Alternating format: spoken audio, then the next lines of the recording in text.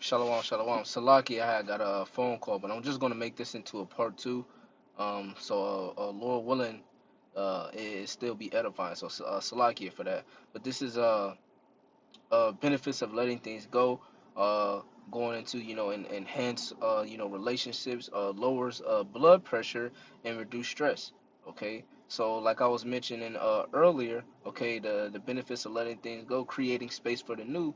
Okay, now you're when you let certain things go, now you're being able to have more of Yahweh Shem Yahshai in your play, more focus, okay, to this truth and during your walk.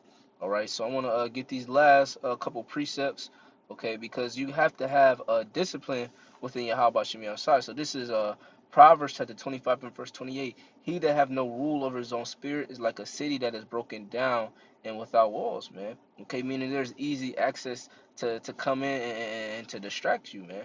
Okay, you have no protection, you have no barrier over your spirit. Okay, and when you put on the whole armor of Yahweh Shem Yahshai, you're now putting on that armor. You're putting those barriers up, okay, those garrisons, okay, to protect you from harm, okay, because ultimately the thing that Babylon pushes is harm and destruction to your spirit, man, and ultimately to yourself, okay, and you don't want to destroy yourself by getting too caught up, okay, with the affairs of this life, all right.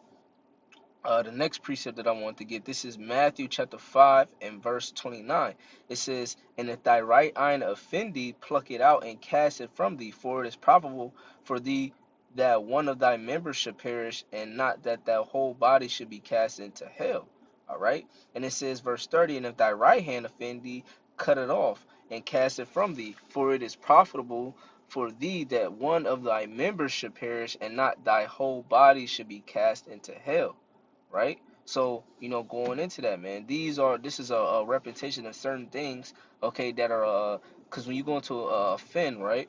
Matter of fact, let's just get it real quick for edification purposes. You go into the word of fin, it says scandalizio, right? So it says to put a stumbling block or an impediment in the way upon which another may trip and fall. Metaphor of fin, right? It says to entice to sin, to cause a person to begin to distrust and desert one whom he ought to trust and obey. Okay, so who are we ought to trust and obey? Yahweh Shemi Shai. All right, so when we are letting our right eye, okay, or our right hand, and so on and so forth, which is going into, basically distractions in Babylon, the affairs of this life, when you let those things deteriorate you from serving your power, right? It's causing you to disobey. It's enticing you to sin. It's enticing you to indulge more into the flesh instead of the spirit, which is ultimately what? A stumbling block, which is going to cause you to fall and be sifted out of this truth.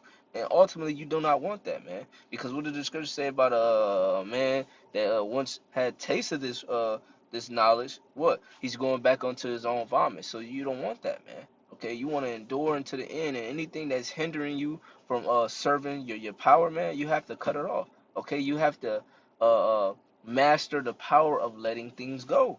Okay, and putting your emotions and your pride to the side. So let's get this last one. I'm gonna close out. This is Second Ezra chapter 14 and verse 14. It says, "Let go from thee mortal thoughts," right? Let go. Cast away the burdens of man, put off now the weak nature, right? And that weak nature consists of what? The things that you desire the most. The things that we want to have, but we can't have it in this kingdom. All right, but what? The Lord is teaching us patience. He's teaching us how to go out. Hey, when we're in the kingdom, we're going to be able to flourish and do the things that we want to do. But right now, hey, we have been domesticated. We're like a lion, okay, in a cage, okay? We want to do certain things, but we can't go into our man like nature. All right, but what we're learning to basically discipline ourselves, man. You know, because when we did, what do? We constantly sin, we disobey Yahweh Shemi Shai, and now we're put into captivity. So now we're learning, wickedness, and we're learning how to strive for perfection and to strive to be morally upright. Okay, while we're in this wicked flesh, man. So we have to put off, the weak burdens and the weak nature, man. Which is wanting to have sex all the time, wanting to eat, play the video game, watch TV, go out and partying and drinking and, being around your woman all the time. Hey, sometimes we have to go without all those different things and just focus on Yahweh Shemi Yahshua. Spend more time with the Lord.